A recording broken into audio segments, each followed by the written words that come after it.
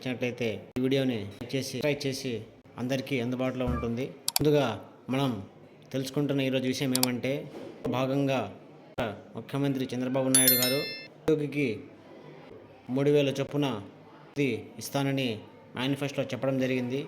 దాంట్లో భాగంగానే ఎప్పుడు అమలు చేస్తారో ఎవరికీ తెలియడం లేదు. దానికోసం మన ఆంధ్రప్రదేశ్ రాష్ట్ర ప్రజలు, నిరుద్యోగులందరూ ఎదురు చూస్తున్నారు. వేరే రాష్ట్రంలో అయితే మన ఆంధ్రప్రదేశ్ సరిహద్దున ఛత్తీస్గఢ్ ఉంది. అది ఏపీ కంటే పేద రాష్ట్రం.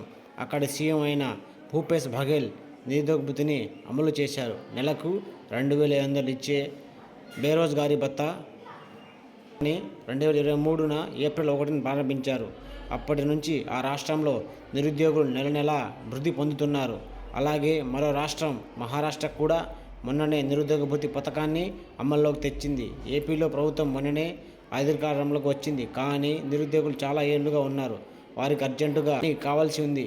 అందువల్ల వారు నిరుద్యోగ భృతి ఎప్పుడు అమలవుతుందా అని ఎదురు చూస్తున్నారు.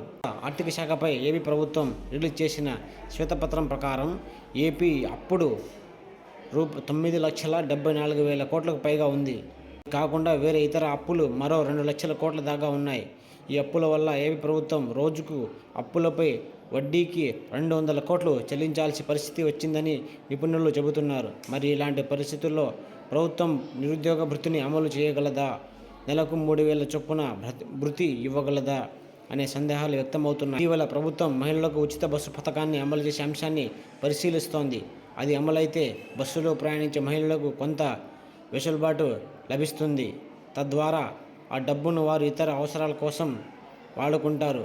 ఏళ్లుగా తల్లిదండ్రులపైనే ఏపీ నిరుద్యోగులు ఆధారపడి ఉంటున్నారు. కొంతమంది ఇతర రాష్ట్రాలకు వెళ్ళి చిన్న చితక ఉద్యోగాలు చేస్తున్నారు. సొంత రాష్ట్రంలోనే ఉంటూ ఉద్యోగం సంపాదించుకోవాలనుకునే వారి కళ నెరవేరట్లేదు. పోనీ ఉపాధి కల్పన ఉందా అంటే అది లేదు. ఏపీలో కంపెనీలు రాకపోవడంతో ఉపాధి కల్పన కలలా మారింది. దాంతో నిరుద్యోగులు కొత్త ప్రభుత్వంపై భారీ ఆశలతో ఉన్నారు. నిరుద్యోగ భృతికి సంబంధించి ఇంకా ఖచ్చితమైన ప్రకటన ఏదీ రాలేదు. అందువల్ల నిరుద్యోగులు అలాంటి ప్రకటన కోసం ఎదురు చూస్తున్నారు. ఆగస్టు నెలలో ప్రకటన వస్తుందనే ఆశతో ఉన్నారు.